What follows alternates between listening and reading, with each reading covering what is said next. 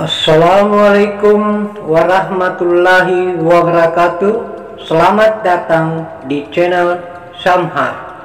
Video ini menampilkan amplifier merek BMB tipe DA2000 Pro. Power consumption 200 watt kali 2, 400 watt daya yang dibutuhkan secara maksimal.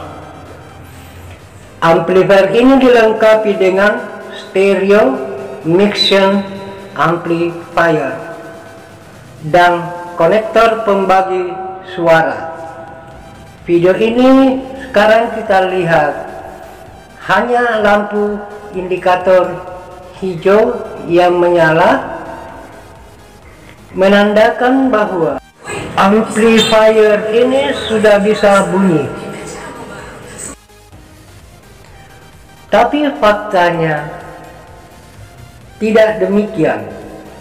Sekarang kita mengetes melalui input signal, tidak mengeluarkan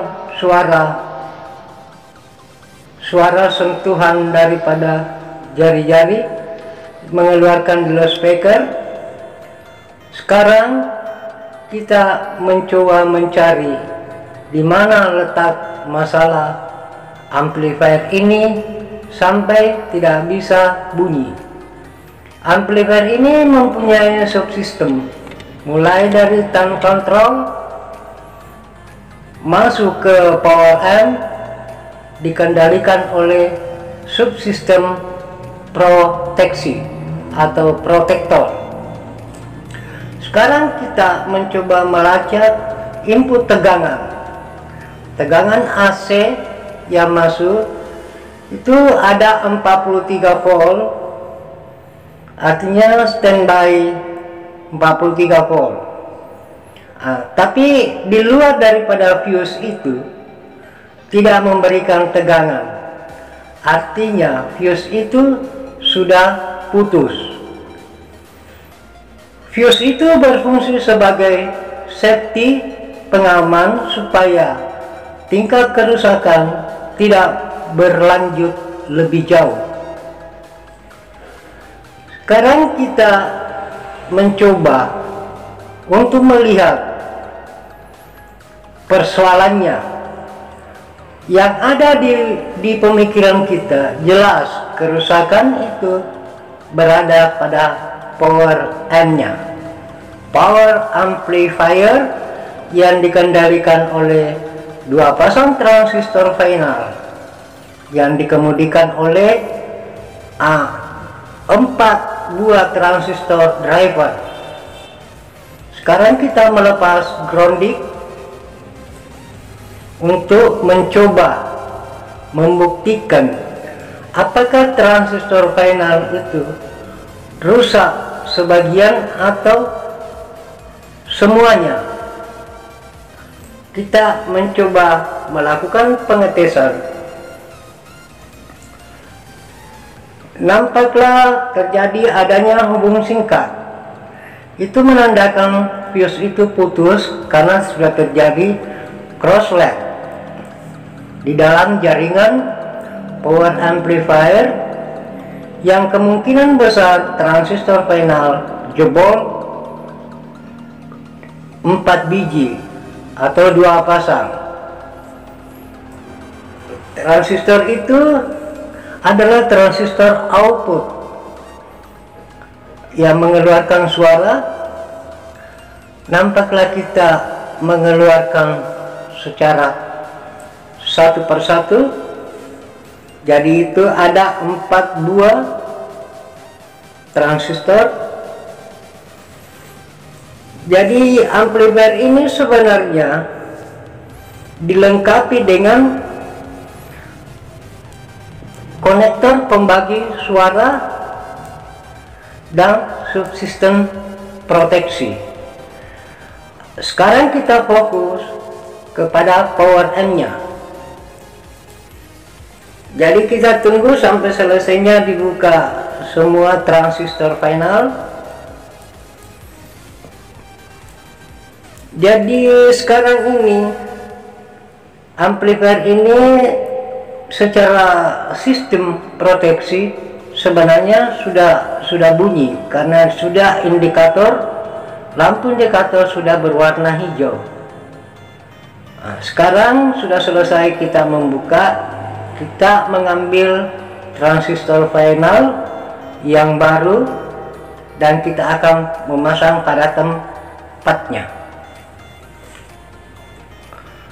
Sekarang kita membuka isolasi daripada transistor. Amplifier ini juga dilengkapi dengan remote control. Jadi amplifier ini sebenarnya cukup lengkap karena dia mempunyai stereo mixing amplifier.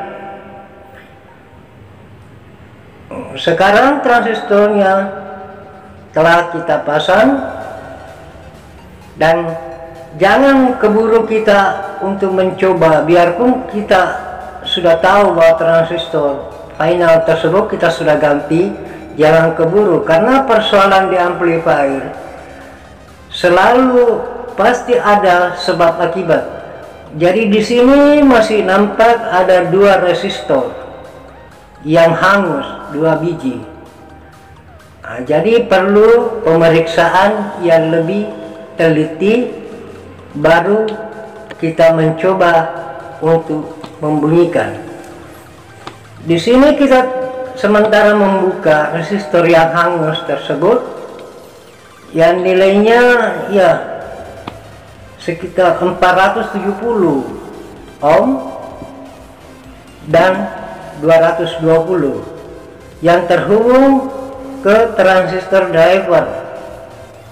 Driver ini berfungsi untuk mengemudikan transistor final.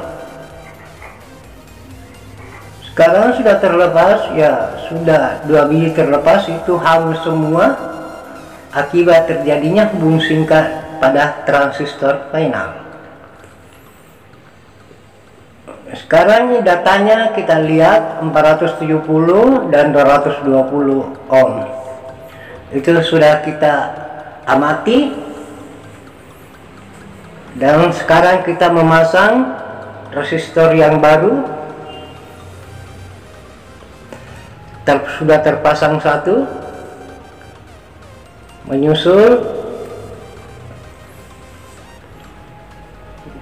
Jadi amplifier semacam ini harus kita teliti untuk memeriksa karena sistemnya sedikit rumit dibandingkan dengan amplifier yang manual. Amplifier ini kalau ada gangguan dia volumenya langsung turun dengan sendiri menjadi 0. Nah, dan juga elko kita periksa, elko-nya sudah cacat 47 mikro, 63 volt. Yang sekarang saya ganti 47 mikro 100 volt karena 63 volt saya tidak miliki. Itu tidak ada masalah, malah lebih bagus karena voltnya di atas. Nah, jadi cuma bodi yang membedakan.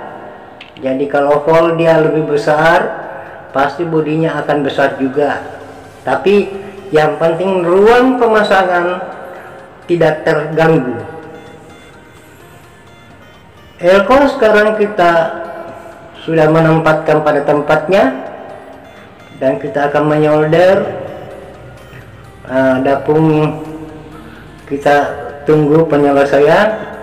Setelah selesai itu belum kita mencoba, masih lanjut kita memeriksa. Jangan sampai masih ada yang perlu kita benahi. Jangan keburu untuk mencoba karena dia bisa merusak komponen yang telah kita pasang tersebut. Jadi cara mencari RD dalam suatu sistem, kita hanya membandingkan saja. Jadi RD itu namanya resistor dalam, artinya resistor dalam suatu sistem. Nah, itu kita periksa kolektornya. Kolektor itu terhubung ke FCC, tegangan input masuk, yang memberikan suplai tegangan kepada transistor final. Kita mencoba melihat perimbangannya. Kalau ada perbedaan berarti masih ada komponen lain yang rusak.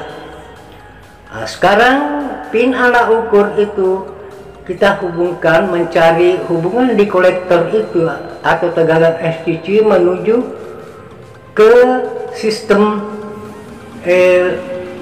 preamp yang menyuplai tegangan FCC yang menyuplai ke preamp tingkat 1 sampai ke tingkat 2. Jadi itu namanya yang di bawah itu tingkat 1, jadi penguatan tingkat 1, tingkat 2. Itu ada resistor yang menghubungkan, yang berfungsi sebagai menurunkan arus dengan nilai yang rendah di bawah 10 ohm.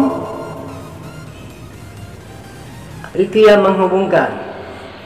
Jadi tegangan yang masuk sama dengan tegangan input, cuma arus yang berbeda menuju ke preamp tingkat 1 atau tingkat 2. Sekarang kita melepas daripada resistor tersebut dan kita lihat buktinya apa memang rusak.